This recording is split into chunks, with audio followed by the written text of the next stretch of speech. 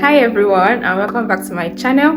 My name is Precious Essien and I'm a UI/UX designer based in Abuja, Nigeria, and I give you tips on how to level up in your UI/UX design. In today's video, I'm going to be talking about some of the terms that every UI/UX designer should know, no matter what point you are in your design journey. Whether you are a junior UI/UX designer or a senior UI/UX designer, these are some terms that you should know as a UI/UX designer. So let's get right into it. So the first term is a responsive design. You know, the way a website will look on a mobile is different from the way this website will look on an iPad or on a laptop.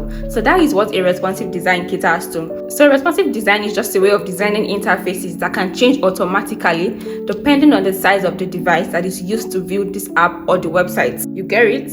As we all know that on an app, everything is more compressed and we have a burger menu that houses a bunch of things. But on a website, everything is out there, everything is outside for you to see. So a responsive design caters to how an app will look when viewed on different screen sizes. Hope that makes sense. The second term is accessibility, and I've mentioned accessibility so many times on this channel. Accessibility is simply designing products that people with a wide range of disabilities can use.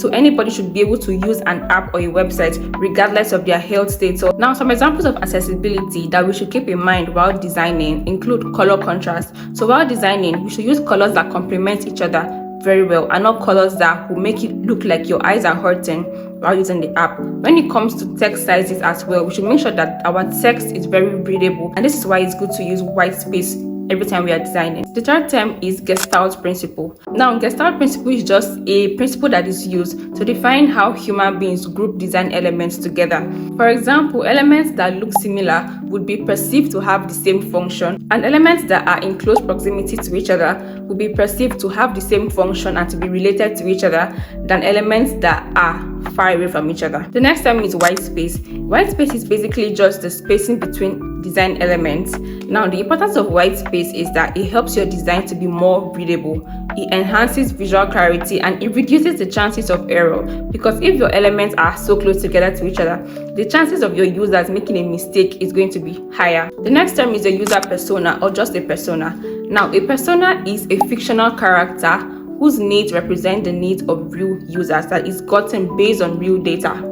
I feel like that's a lot of English, but like, you know, when you do research, when you collect feedback from your users, you know their pain points, you know their needs, you know their problems, and you're trying to find a solution to their problems. You now create a persona based on all this information that you have gotten, which is your data. So a persona, like I said, is a fictional character whose needs represent the needs of real users.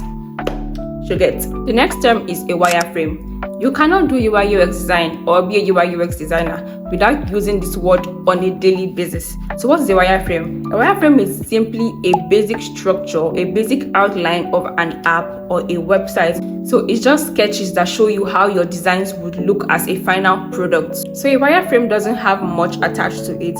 It just kind of leads you in the direction that your app or your website is going to go. So it just has like gray colors, just like gray and white, and it has lines as text and shapes as images, icons, all of that. So nothing serious in a wireframe. The last term I'm going to be talking about is a prototype.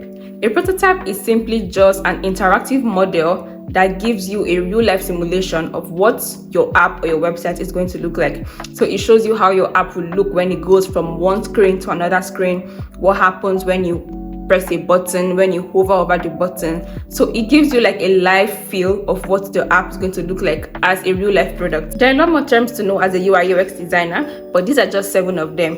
And I hope it was helpful. I hope you learned a thing or two. If you did and you want to learn more about UI/UX design, I've made a playlist for you and you should definitely check out this playlist. It's going to help you. Thank you for watching. Please like this video, leave a comment and subscribe, and I'll see you in my next video. Bye.